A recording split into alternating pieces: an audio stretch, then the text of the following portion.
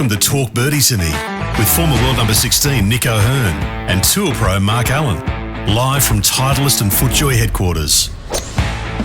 And thanks to our great partners, Titleist, they're the clear number one ball in golf.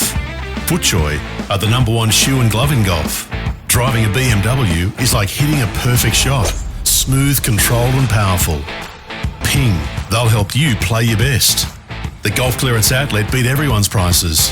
And Better, the fastest and easiest betting app in Australia.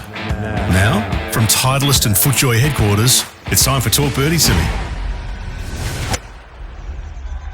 G'day everybody, welcome to the program. This is a mini for Talk Birdie. Dan, over to you. What are we doing this week? So there was the comments last week that you would have seen that Gary Player made, where he talked about his ranking in world golf. Well, someone asked him who are his top three players ever, right? Yeah. This is good, actually. I'm glad you brought this one up. Would you like to hear what he said? Please. Yes, please. Yeah, Okay. refresh my memory because it was quite Gaddy-ish. Yes, it was giddy. It was very giddy. Okay, here's what he said. When they judge players, they put Bobby Jones and Arnold Palmer ahead of me, but you can't tell me that an amateur golfer, he's talking about Jones. Bobby Jones and Arnold Palmer. Yeah. Yeah. Quite often they put Arnold in front of Do Gary. they really? Yeah, quite often. Yeah. I agree Well, with that. yeah, depends on, okay. Well, it's got to be the context. I mean, there are two different ways of looking at it. Who are the greatest ever player or who Yes. did the most for golf? Gotcha. Yeah. Yes. Makes So- sense. So this is what Gary said. They put Arnold and Bobby ahead of me. You can't tell me that an amateur golfer in Jones has a record that I have in golf. It's not close to mine. You look at Arnold's record, it's not close to mine. I won more majors than Arnold. I won more tournaments than Arnold. I won more senior majors. My stroke averages were better. He didn't have the record, and he was my brother. He goes on to say a few other bits and pieces there and ends by saying, Jack is number one, Tiger's number two, and I'm number three. There's not even any question. And then It is lovely the way he says and it. in his own mind, I'm sure there is no question. Yeah. It's brilliant. Now, He's done a lot for golf, though. I mean, you got to admit. Oh, unbelievable. Now, it's funny, Jamie Kennedy, I saw this earlier in the week, and I've just gone through my likes on Twitter. And Jamie Kennedy, he's worth a follow, by the way. You just check him out. He goes, before we mock Gary Player for saying he's the third best player of all time, can we take a moment to appreciate his career? Now, this is what I'm reading. Okay. 9 majors, 159 wins as a pro, a career Grand Slam. Yes. Now, Yes. that He's in is- that club. that is How many big. players are in that club? 6. Is there 6 now? 6 Okay, now. Won the Open in 3 different decades. That's Yep. pretty big. That is Yep. longevity. 44 major top 10s, 52 Masters appearances, 5 World Match Play wins when the World Match Play was a big deal. It wasn't just the IMG Invitational. 6 Australian Open wins. Yeah. That's back probably when some people thought it the 6 or Australian Open 7? was the 5th major. Because Jack's got 5, right? Yeah, something like that. 13 South African Open wins, 9 seniors majors, and this is a big one. He raised over $100 million for children's education. Now, that's pretty spectacular. Not to mention what he's done in the world of golf. So, He's the fittest 90-year-old I've ever seen. and he's so fit. My God. The sit-ups, the stomach. I met him once at the Vines. He was playing in the Vine. Remember they used to have the seniors section at the Vine. So they'd run the Vines tournament and then they had the seniors. And I think it was him and might have been Charles Cootie or something came over or whoever it was back in those days. And he walked past, he goes, "Hello, boys. Nice to meet you. My name's Gary Player." And so we all shook his hand. He goes, "How are you going? What are you doing? What are you doing for physical fitness?" Yeah, there you go. And I used to say, I'd work out in the hotel gym. And he goes, "Punch my stomach." So I was like, Oh, he did that you all the can't time. really do it. So no one's going to punch his stomach, but he'd sit there and go, "Look at that. I do 1,000 sit-ups a day," or whatever he I said. did. I punched his stomach. Did you punch his stomach? Because he was my captain at the President's Cup. Right. First time I met him was in So you punched it? Washington DC. He said, "Hit me. I do There you go. 1,000 crunches That's a what he day was and all doing. this." That's and, what he was doing. and I'm like, That's what "Gary, he I was can't hit." And he goes, "Come on, hit me." And I go, give it a tap. I'm like, "Oh, okay." He said, "No, come on, hit me." That was nothing. And I'm going, bang. I hit this old guy. I think I hurt my hand rather than his stomach because it was so rock hard. He was the first person to really put physical fitness in the Yeah. golf. There's no doubt about that. Well, he has helped a lot of I mean, I saw it firsthand one year at the Masters. I was playing Augusta, and we're on the range in one of the practice days. Might have been the Wednesday before the par 3 comp, because he always played that with Jack and Arnie and those guys. And we're walking off the range, and as we're walking through the throng of people, he sees this kid on the side who was overweight. I mean, he was obese, this kid. Oh, was he? And he goes over and he says, "Right, where's your mother and father? Who's the mother?" And the parents are standing right behind the kid, and they go, "Oh, sorry, that's us." And he says, "What are you feeding him? Have a look at him. What are you feeding this kid? You're feeding him all the wrong things." And he just keeps going on and on. And I'm standing there back there watching this going, oh my gosh. Yeah, how'd you feel? This could go one of two ways. Yeah. This could be a lawsuit, or it changes the kid's life. And at the end, the parents were listening. They were all in and all this sort of thing. And now to this day, I don't know where that kid is. He may have become successful or whatever, or he may have gone the other way and spiraled off down the road. But it was fascinating. But I have a feeling he changed that kid's life right there and then. So, but he used to do that all the time, and I was blown away by it. He had, but I guess the courage to go up and say something like that. Well, it's definitely Cahoonies to do that, don't you? Well, it's definitely old school. There's no doubt about that. But look, again, like we spoke about this before, Jack Newton in one of the minis we've done. Yes. Jack Newton told you to move the weight forward. Yeah. If it doesn't come from Jack Newton, you probably would have laughed it off. Yeah, that's true. I've said it before too. You know, I hated using my shoulders until Ian Baker Finch told me to use my shoulders, and then away I went. Sometimes you need a big figure to change a habit. No, totally. So there was lots of feedback on that from people commenting on socials, as you'd expect. And, of course, the key thing here that I'd like to know from you guys is he indeed number 3? But here's 2 comments from Wolfpackers. Okay. Ian, Arnold Palmer, Bobby Jones, Ben Hogan, Byron Nelson, Sam Snead, they'd all be in the running. And Frank said he clearly is. And he's also the best octogenarian golfer ever.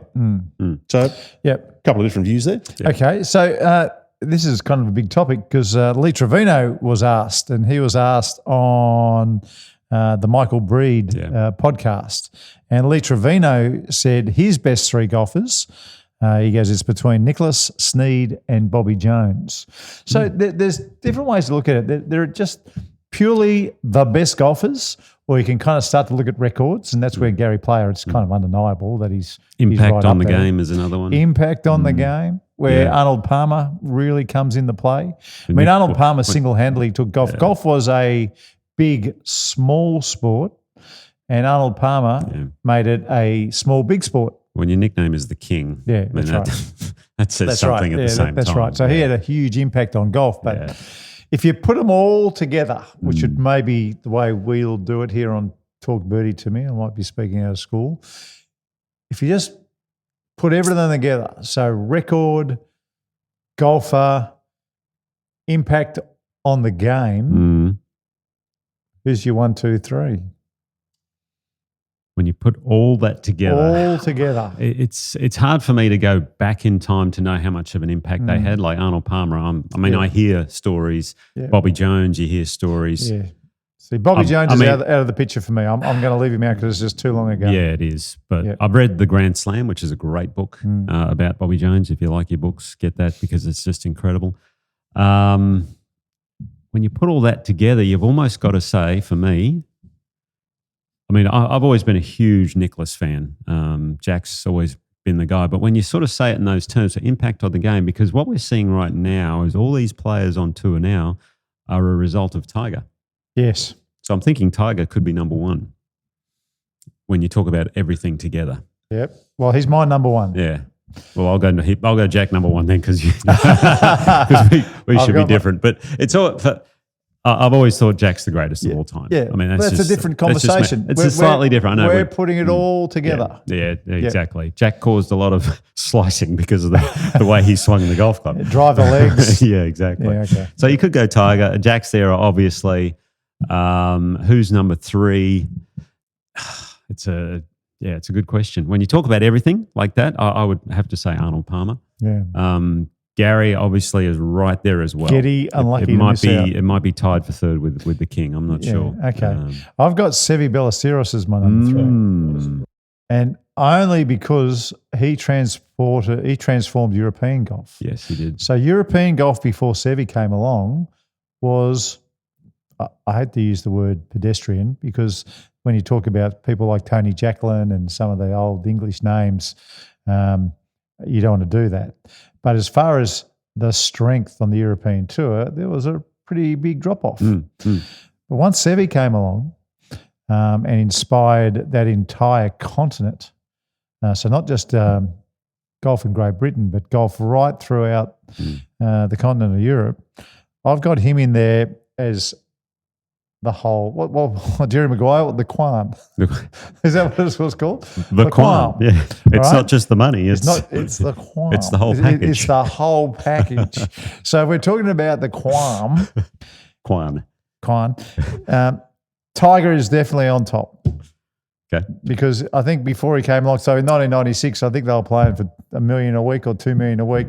Not long after, they were playing for 500% more. A lot more, yeah.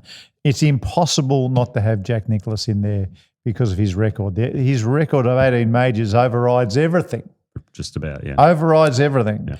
But I think Seve Ballesteros, I think even in the end, Americans begrudgingly loved what he did. Yeah. And appreciated how many majors did Seve win? Six. Yeah. Was it 3 Opens and two Masters? Yeah, 3 Opens and 2 Masters. Or did was he it win 5 3? then? I don't know. Was it 5 majors then? I don't know. Yeah, it could be 5 because I think Faldo's I don't think he won 6, 3. Did he win 3 majors? 3 Masters? Let me have a look. Have a look all you know. But he did so much. But then if we're talking about the ones who just missed, I think player has to be there. For the same reason what he did, because he travelled to so many places, came to Australia all the time. Yeah, when he was, before rankings. 5, by the way. 5. Before rankings, there was the big 3. It was Jack, Arnold, and Gary Player. No, you're right. And they travelled everywhere, right around. I mean, those guys, talking about, bringing golf to everybody, they did more in the 60s and 70s than probably everybody else put together. And the other thing Gary's done that no one else, other human being is, a couple of things. Apparently he's travelled more miles than any human alive because he will tell you that he has. And he's also broken his age more than any human How many alive times as well. has he broken his I think he age? might be up to 3,000 now. I don't know. Every time he plays, basically. I mean, you're 90. Yeah, that's right. And he still plays to probably a single that's market, right. I'd imagine. Well, that's right. And Gary, I'm sure Gary Player does what I'm going to do. He said, I'm never going to move from tees that doesn't allow me to shoot in the 70s. There you go. I'll be playing off the golds before anybody else. As much fun as it is that idea. Gary was clearly pumping his own tyres up there a little bit, he did have some modesty in that interview as well. He was talking about the Arnold Palmer. He sometimes gets ranked number 3. And he said, I love the fact in a way that they rank him 3rd because what Palmer did for golf, and I grew up with him, was supreme. Yeah. So he wasn't all just pumping his own tyres up. No. I think Gary was, like when you look at his 3, what is it? Jack, Tiger and himself, he's going off record and who played the best golf. Not quite the Quan that we're talking about. Yep. True. Well, that's the Talk Birdie Mini, guys. All right. Good on you, folks. We'll catch you next time. Quan. That's your word? Hell yeah, that's my word. Some dudes might have the coin, but they'll never have the quan. What is... It means love, respect, community, and the dollars too, the entire package stuff. Quan. Talk Birdie Mini with Nick O'Hearn and Mark Allen comes live from Titleist and FootJoy headquarters. And thanks to our fantastic partners, Titleist is the clear #1 ball in golf. FootJoy, the #1 shoe and glove in golf. BMW, luxury and comfort for the 19th hole. Ping, they'll help you play your best. Better, the fastest and easiest betting app in Australia. And the Golf Clearance Outlet, who beat everyone's prices. Wherever you listen or watch, we'd love you to subscribe and maybe leave a review. Talk Birdie Mini's executive producer is Dan Bradley at Kaizen Media, with sound design by Daryl Misson at loudzebra.com. And now from Titleist and FootJoy headquarters, that's been Talk Birdie Mini.